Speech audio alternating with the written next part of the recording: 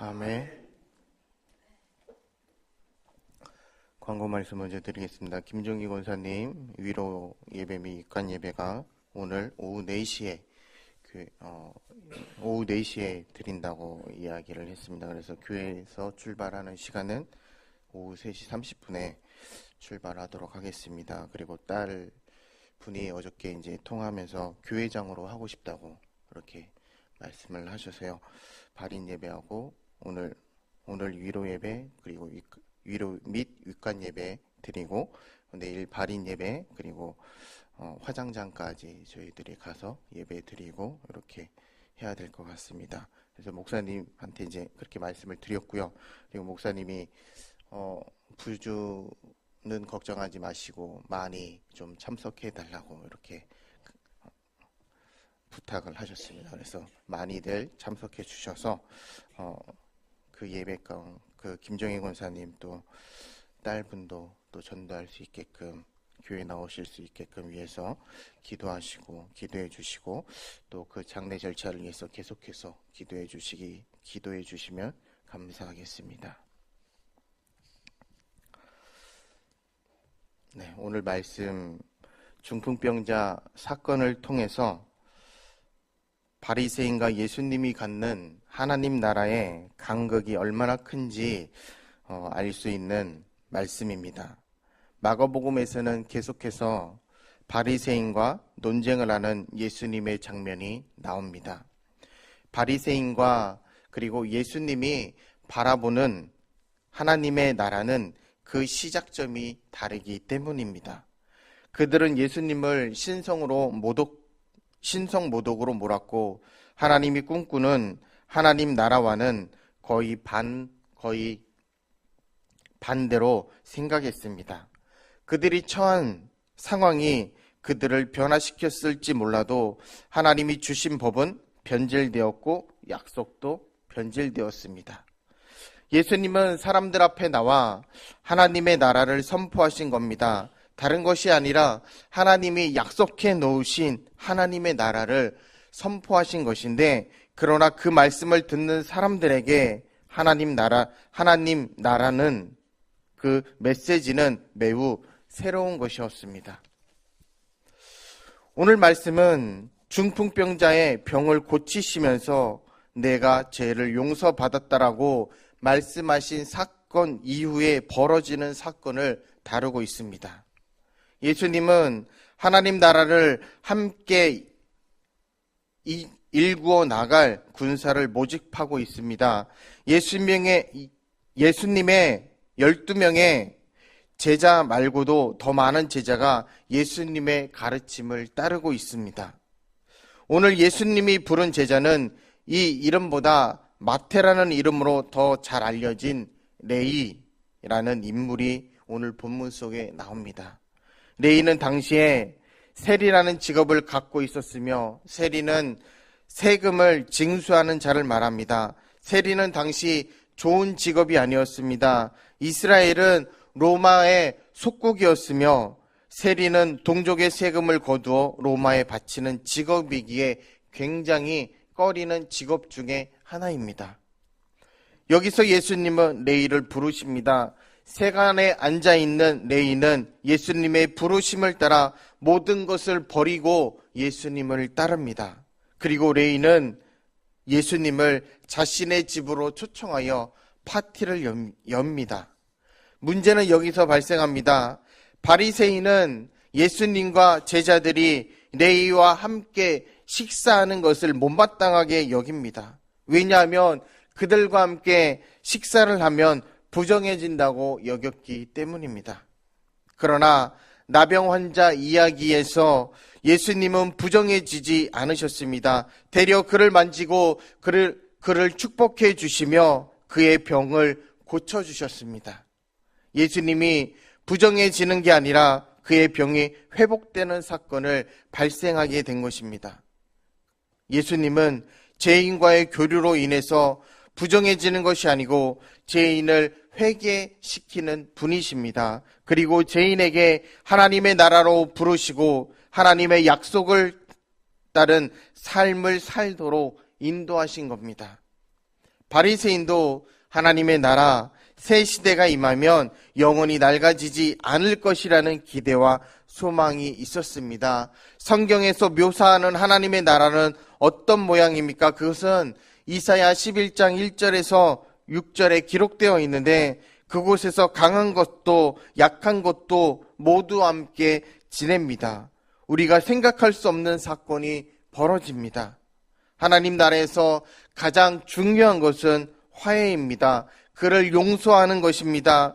하나님과의 화해, 그리고 인간과의 화해가 있고 용서가 있는 것을 말합니다. 그것이 하나님이 약속해 놓으신 것입니다. 누가복음의 핵심 구절에 해당하는 말씀을 이 본문에서 예수님이 말씀하고 계십니다. 내가 의인을 부르러 온 것이 아니요 죄인을 불러 회개시키러 왔노라. 그렇다면 죄인은 누구입니까? 죄인은 모든 이들을 말합니다. 성경의 관점을 따르며 로마서 3장 10절에서 의인은 한 사람도 없다고 하였습니다. 바리새인들은 율법을 모두 지키면서 살았다고 여겼기에 그들은 의롭다고 여겼습니다. 그들은 만질 수도 없었습니다. 율법에 얽매여 살 수밖에 없었고, 그들을 올가매는 올가미 같은 것이 되어버렸습니다.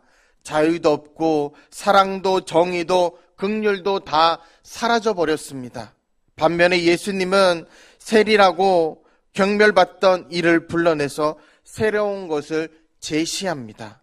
그에게 생명을 주고 또한 살아갈 용기에 대한 새로운 희망을 주었습니다. 그를 용서하시고 그가 또 다른 이를 용서하도록 하셨고, 그가 잘못된 삶에서 벗어나 옳은 길로 걸어가도록 하나님 예수님께서는 인도해 주셨습니다. 그러나 화해보다 용서보다 바리새인은 그 법을 지키는 것이 먼저 우선적이었습니다. 왜냐하면 하나님 나라가 율법을 지키는 것에서 온다고 여겼기 때문입니다. 영화 배트맨 다크나이트에서 악당 조커의 계략으로 수많은 사람이 위험에 처하게 됩니다. 이 영화에서 가장 압권이었던 장면이라고 개인적으로 생각합니다. 사건의 전말을 다 말씀드리기에는 영화를 보시는 게 좋고요. 이 장면은 순수 범죄자 집단을 대형 배에 태우고 탈출하지 못하도록 합니다. 또 다른 배에는 일반 시민이 타고 있었습니다. 조커는 두 배에 모두 폭탄을 설치하고, 그리고 밤 12시가 되기 전에 한쪽 배에서 먼저 폭탄 리모컨을 눌러야 한쪽만 터지고 다른 한쪽은 터지지 않는다고 전달해 줍니다. 배에서는 난리가 났습니다. 먼저 일반 시민이 타고 있는 배에서는 우리가 지은 것도 없는데 죽는 것이 말이 되느냐면서 스위치를 누르자고 합니다. 그리고 범죄자들이 탄 배에서도 우리가 먼저 눌러서 저들을 죽이고 우리가 살아야 한다고 말합니다. 어떻게 되었을까? 결과적으로 아무도 죽지 않았습니다. 아무도 그 스위치를 누르지 않았기 때문입니다. 시민 쪽에서는 투표를 해서 스위치를 누르자 쪽이 압도적으로 많은 표를 얻었지만 결국 스위치를 누르는 것을 포기합니다. 반대쪽 범죄자 쪽에서도 어떤 사람이 스위치를 집어다가 물에 던져버립니다. 그래서 아무도 그 두 배 가운데 아무도 죽지 않았고, 영화상에서 이렇게 표현해 놓았지만 실제적으로 우리에게 이런 일이 닥친다고 생각하면 어떻게 하시겠습니까? 저들은 죄인이니까 죽어야 마땅하다. 무엇이 선하고 무엇이 죄입니까? 다 말씀드리지만 성경에서는 모든 사람이 다 죄인이라고 기록하고 있습니다.